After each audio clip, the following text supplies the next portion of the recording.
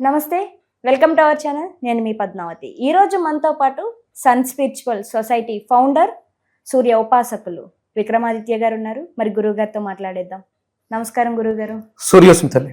గురువు గారు, మనం ఇప్పటి వరకు రాహుకేతు గ్రహాల గురించి మాట్లాడుకున్నాం. అయితే ఈ రాహుకేతు గ్రహాలు మనకి తెలుసు, అవి నెమ్మదంగా మార్పులు అనేవి చెందుతాయి అనేసి. అయితే ఈ గ్రహ మార్పుల వల్ల ఇంతవరకు మనం విడివిడిగా రాసుల గురించి మాట్లాడుకున్నాం. కానీ ఇప్పుడు మొత్తం అన్ని రాసులు, 12 రాసుల వారు కూడాను, ఆడవాళ్ళు, మగవారు, చిన్నవాళ్ళు, పెద్దవాళ్ళు, ప్రతి ఒక్కరూ పాటించే విధంగా, ప్రతి ఒక్కరూ చేసుకోవడం వల్ల వారికి మరింత మంచి ఫలితాలను ఇచ్చే విధంగా ఏదైనా ఒక్క రెమెడీ చెప్తారా గురువుగారు? అంటే మీరు ఆడవాళ్ళు మగవాళ్ళు పర్వాలేదు, పెద్దలు పర్వాలేదు, చిన్నపిల్లల గురించి మాట్లాడారు. ఇప్పుడు అంటే చిన్నపిల్లలు భగవంతుడు శ్లోకాలు స్తోత్రాలు ఎలా చదివేస్తారమ్మా? అంటే మినిమం ఒక ఏజ్ అనేది వచ్చిన తర్వాత కొంచెం వాళ్ళకి చెప్తే పెద్దవాళ్ళు కూడా చెప్తే. ఇప్పుడు ఉన్నటువంటి పరిస్థితుల దౌర్భాగ్యం ఏంటి అంటే, ఈ కార్పొరేట్ స్కూల్స్, పూర్వం మనకి గురుకుల పాఠశాల ఉన్నప్పుడు ఫస్ట్ వాళ్ళకి నేర్పేది దైవ శ్లోకాలే. వాళ్ళకి అవసరం ఏంటి? వాళ్ళ ఎడ్యుకేషన్, వాళ్ళ బ్రెయిన్ మెచ్యూరిటీ అవసరానికి కావలసినవి మంత్రాలు, తెలుగులో ఉన్నటువంటి శ్లోకాలు. గురు బ్రహ్మ గురు విష్ణు గురుదేవో మహేశ్వర గురు సాక్షాత్ పరం బ్రహ్మ తస్మై శ్రీ గురవే నమః. ఇక్కడ అది ఒక గురువు మంత్రం కదా. గురువు ఎవరో పక్కన పెడదాం, గురువు అనేది ఒక గ్రహం ఉంది మనకి, దాని నుంచి ప్రభావం పిల్లల మీద రావడం కోసం. అలాగే మనకంటే చిన్న చిన్న శ్లోకాలు చాలా అద్భుతంగా ఉంటాయి. వందే మాతరం లేకపోతే జనగణమన ఒక స్టేజ్, అంటే 6th నుంచి మనకి ప్రైమరీ స్కూల్స్లో మొదలుపెట్టే ఉండేవి. ఇప్పుడు అవన్నీ తీసేశారు.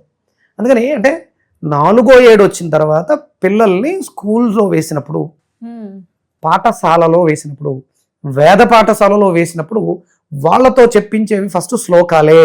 వాళ్ళ నాలికకి బ్రెయిన్కి అద్భుతంగా అనుసంధానంగా ఉండేటువంటి శ్లోకాలని చెప్పించారు.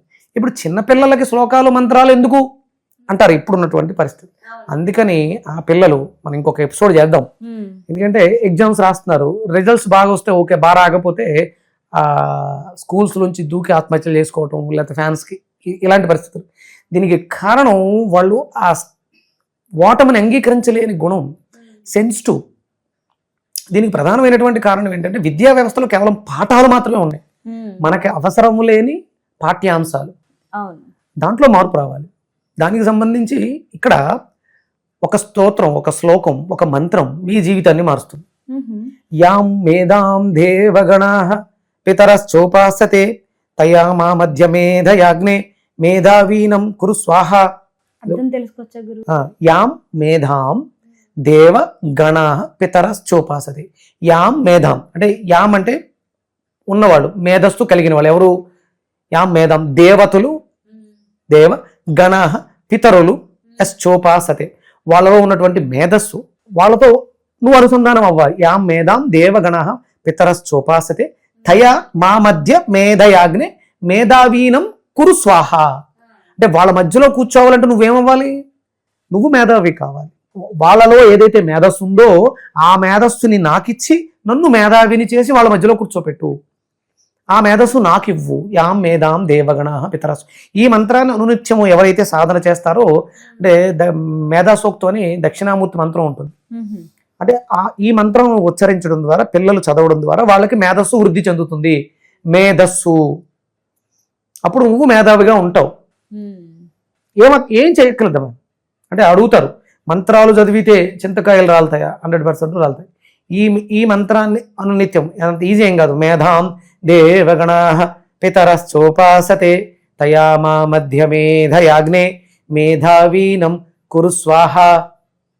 ఈ మంత్రం అంత ఈజీ ఏం కాదుగా, చిన్నపిల్లలు పలకలేరుగా. కానీ అంటే 4వ ఏడు వచ్చిన తర్వాత విద్యాలయంలో వేసినప్పుడు అక్కడ నుంచి చిన్న చిన్నగా యాం మేధాం దేవ గణాః పితరశ్చోపాసతే ఇలా నేర్పుకోవచ్చు. అంటే వేదం అనగానే ఇది బ్రాహ్మణులే చదవాలి, స్వరయుక్తంగా చదవాలి. ఇందులో ఇప్పుడు నేను దాంట్లో స్వరం ఉండదు, నాకు స్వరం తెలియదు, కానీ నాకు అర్థం తెలుసు.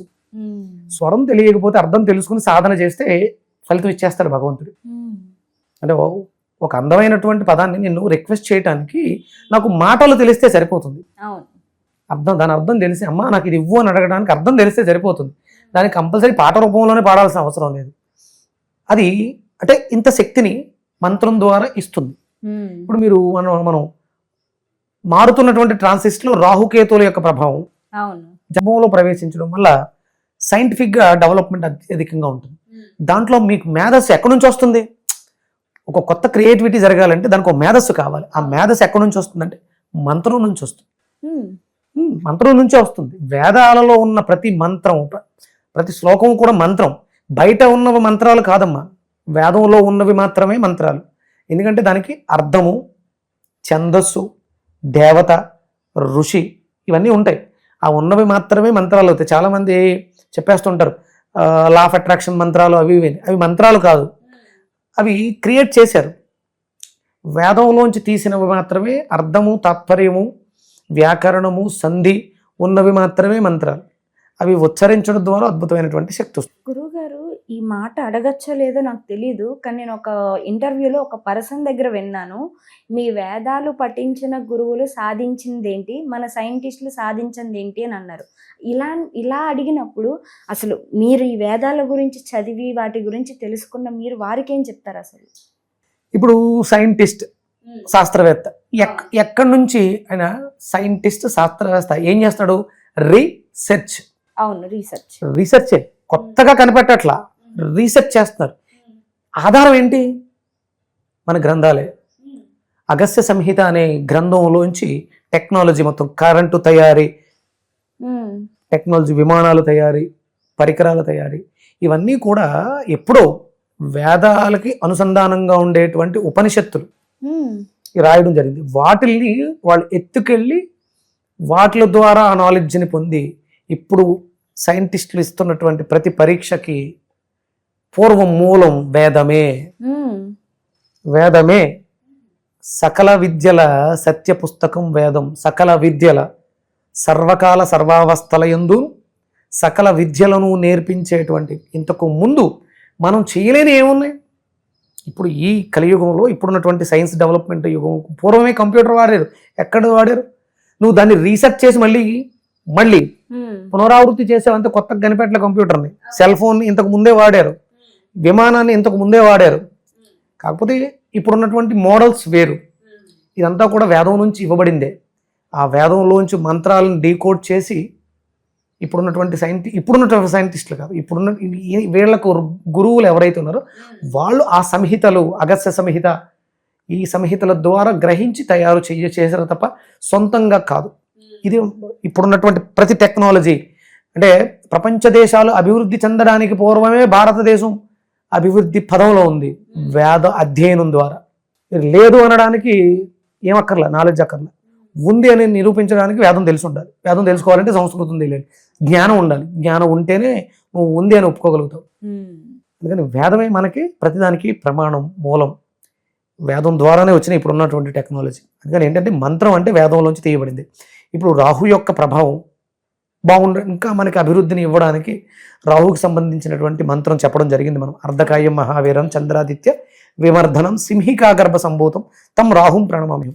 1.5 year పాటు రాహు కుంభంలో సంచారం చేస్తారు. మళ్ళీ అంటే వక్రిస్తూ ఉంటారు, మళ్ళీ రుజు మార్గంలో సంచరిస్తూ ఉంటారు. ఈ 1.5 year ఉంటుంది. ఈ 1.5 year కూడా లాభాలు అధికంగా అందరికీ ఉండడానికి దుర్గాదేవి ఆరాధన విశేషమైనటువంటి ఫలితాన్ని ఇస్తుంది. దుర్గాదేవికి సంబంధించినటువంటి స్తోత్రం దుర్గా అర్ఘళా స్తోత్రం అని ఉంటుంది. నమోదేవ్యై మహాదేవ్యై దుర్గాయే సతతం నమః అని ప్రారంభిస్తాం. 31 శ్లోకాలు, 21 రోజుల పాటు శ్రద్ధగా ఉదయం సాయంత్రం 2 పూట్ల ఈ శ్లోకాన్ని చదివి 21వ రోజు ఉద్వాసన చెప్పేసి 21వ రోజు తర్వాత 22వ రోజు జిహెచ్ఎంసి స్వీపర్స్కి నేను ఎర్ర కందిపప్పు, మసూర్ దాల్ దానం చేయమంటాను. అలాగే వాళ్ళని బాగా చూడాలి. వాళ్ళు రోడ్లు శుభ్రం చేస్తారు, వాళ్ళు మరుగుదొడ్లు శుభ్రం చేస్తారు, డ్రైనేజీలు వాళ్ళు చేసే పని మనం చేయలేం. అలా చేస్తున్నందుకు వాళ్ళకి కృతజ్ఞత తెలియజేస్తూ ఇది చేస్తే రాహు యొక్క ప్రభావం మీ మీద అధికంగా ఉండి మీరు మరింత అభివృద్ధిని సాధించడానికి అవకాశం ఉంది. అవి ఆ దుర్గా స్తోత్రాన్ని చదవడం నేను చదివి వినిపిస్తాను. మీరు డిస్క్రిప్షన్ లో ప్లే చేయండి, వాళ్ళు రాసుకోవచ్చు. అలాగే కింద డిస్క్రిప్షన్ లో కూడా ఇవ్వండి, ప్లే చేయండి, డిస్క్రిప్షన్ లో ఇవ్వండి, రాసుకుంటారు. అది ఈ 1.5 year కూడా ఈ స్తోత్రాన్ని చదవడం వల్ల జాతకంలో రాహు బాగాలేదు, గోచారంలో రాహు బాగున్నాడు అంటే ఫలితాలు తక్కువగా ఉంటాయి. అప్పుడు దాన్ని పెంచుకోవడానికి అవకాశం ఏర్పడుతుంది. నేను చదివి వినిపిస్తాను, రిప్లై చేయండి. ఓం నమో దేవ్యై మహాదేవ్యై శివాయై సతతం నమః. నమః ప్రకృత్యై భద్రాయై నీతః ప్రణత స్మృతాం యా దేవీ సర్వభూతేషు విష్ణుమాయేతి శబ్దిత. నమస్తస్యై నమస్తస్యై నమస్తస్యై నమో నమః. యా దేవీ సర్వభూతేషు చేతనేత్యభిధీయతే. నమస్తస్యై నమస్తస్యై నమస్తస్యై నమో నమః. యా దేవీ సర్వభూతేషు బుద్ధిరూపేణ సంస్థిత. నమస్తస్యై నమస్తస్యై నమస్తస్యై నమో నమః. యా దేవీ సర్వభూతేషు నిద్రారూపేణ సంస్థిత. నమస్తస్యై నమస్తస్యై నమస్తస్యై నమో నమః. యా దేవీ సర్వభూతేషు క్షుధారూపేణ సంస్థిత. నమస్తస్యై నమస్తస్యై నమస్తస్యై నమో నమః. యా దేవీ సర్వభూతేషు ఛాయారూపేణ సంస్థిత. నమస్తస్యై నమస్తస్యై నమస్తస్యై నమో నమః.